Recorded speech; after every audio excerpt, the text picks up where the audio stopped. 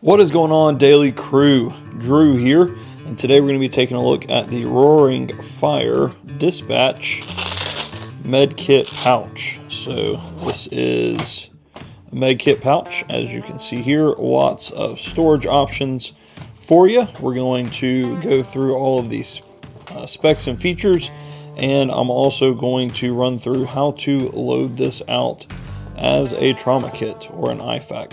Stay tuned. We are back. I know it's been a while since I have done any videos.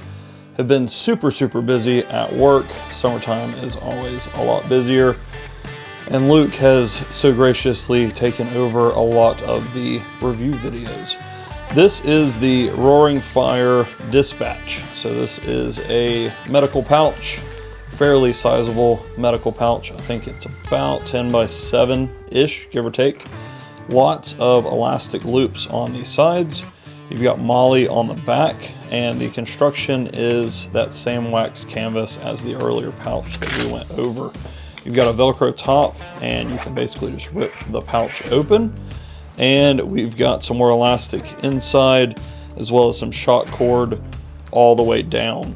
Interior is also wax canvas. This is a pretty sizable pouch right here. It can fit my whole hand in there. And then you've got a Velcro sleeve back here. You've also got Velcro here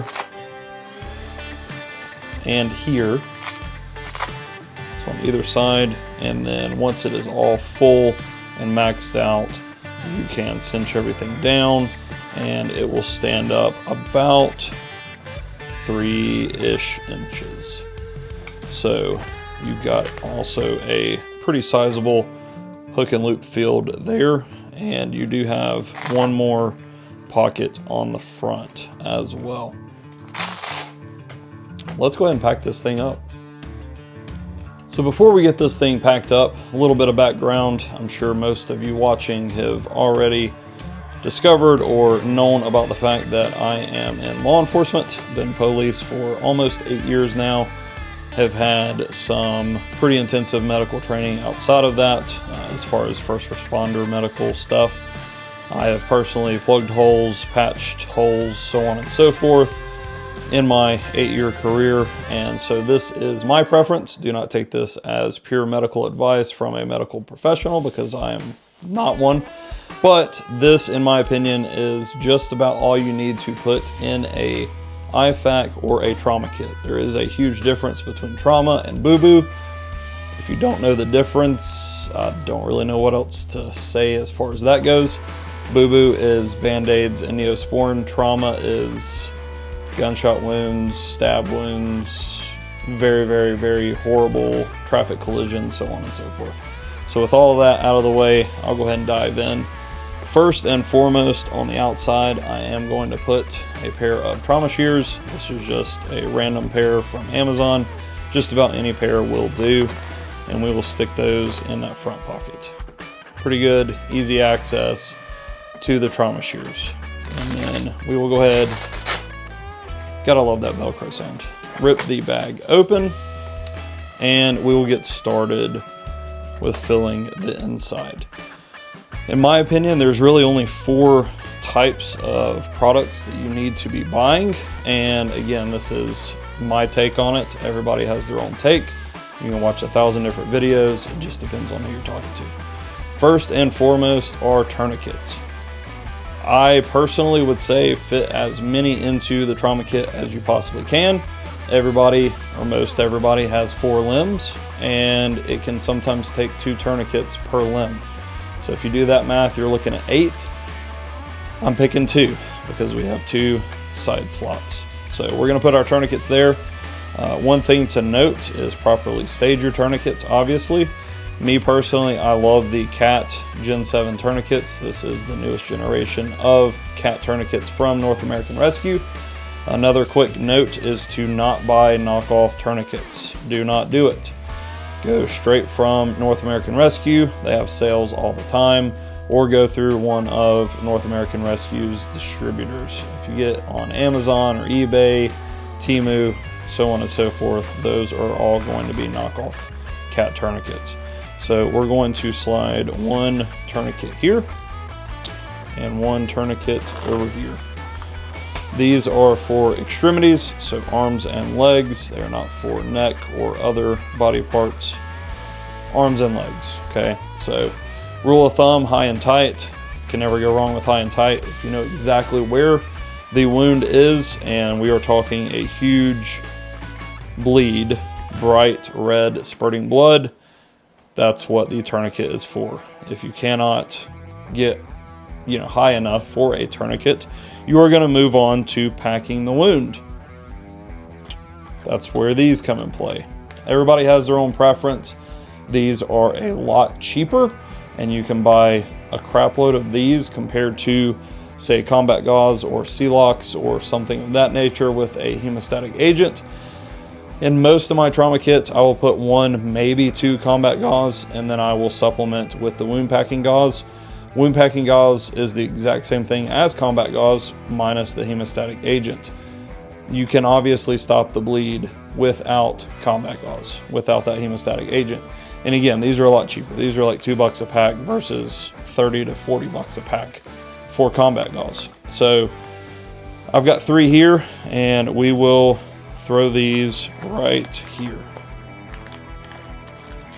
So wound packing is typically your junction areas, so groin area, neck, sometimes neck area, really anywhere that you cannot get with a tourniquet, you will pack the wound, with the exception of the chest cavity. So anything from neck to belly button, you are going to put a chest seal on. These are the compact -vit chest seals. It's a 2-pack entry wound, exit wound.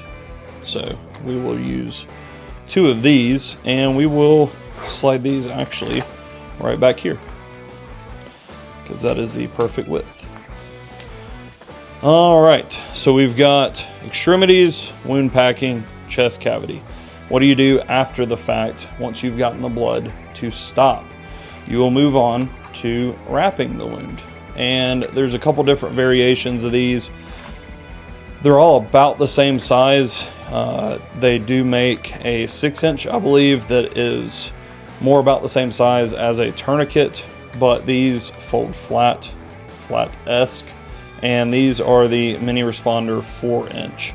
So this package is a little bit easier to see, white and red versus the gray and black.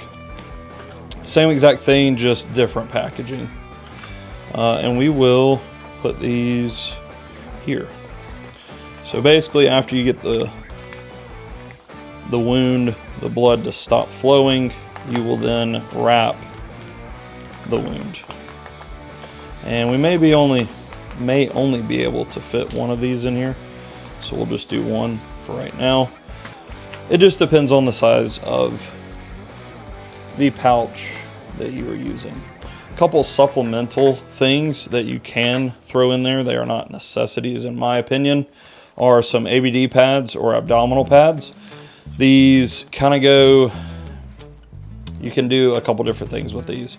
One, it is a big pad, so you can wipe away blood to find that entry wound or exit wound instead of wasting your wound packing gauze, because these are like 10 cents a piece, and you can buy a box, huge box, for very, very little money. They are not sterile, so they are just, paper packaging, but they are great for that, and they can be used in conjunction with the trauma dressings to put pressure on, say, a stomach wound or something to that effect. So you can hold pressure with these as well, but it's more of a pressure thing compared to the wound packing. So there's a couple other supplemental things. And then last but not least, we have a Sharpie, which I will go ahead and throw in there actually. Everything's got room for a Sharpie. That is for your timestamps on tourniquets, or if you need to write notes or something like that. These are survival blankets, so it's just a Mylar sheet essentially, and if you are losing blood, your internal temperature is obviously going to drop. You're going to get cold, so a couple of these, we can throw that in, and that is pretty much after the event. Maybe you're waiting on EMS to get there or something to that effect. you can go ahead and break the blanket out, but that's obviously after everything has calmed down and you have stopped blood flow, you've wrapped the wound, so on and so forth. So that is the Loadout, and yes, it is a pretty snug fit, but this dispatch pouch is obviously able to handle it all. You might just have to adjust slightly for the tourniquets or say the trauma shears. But everything is zipped up, and we'll put the flap on top, and we are all packed up. You know, theoretically you could move the shears to one side. That may actually be a little bit better. Something like that. But we are all packed up. There is the Roaring Fire dispatch. We will leave a link to this in the description box below, as well as the pinned comment. If we do have a discount code, we will also share that. Typically it is Daily Knife or CDC, one of those two, or some variant of that with whatever the percentage is for the discount. But there's that. Thank you for watching. If you have not done so already, please subscribe to the channel. And y'all have an awesome, awesome day.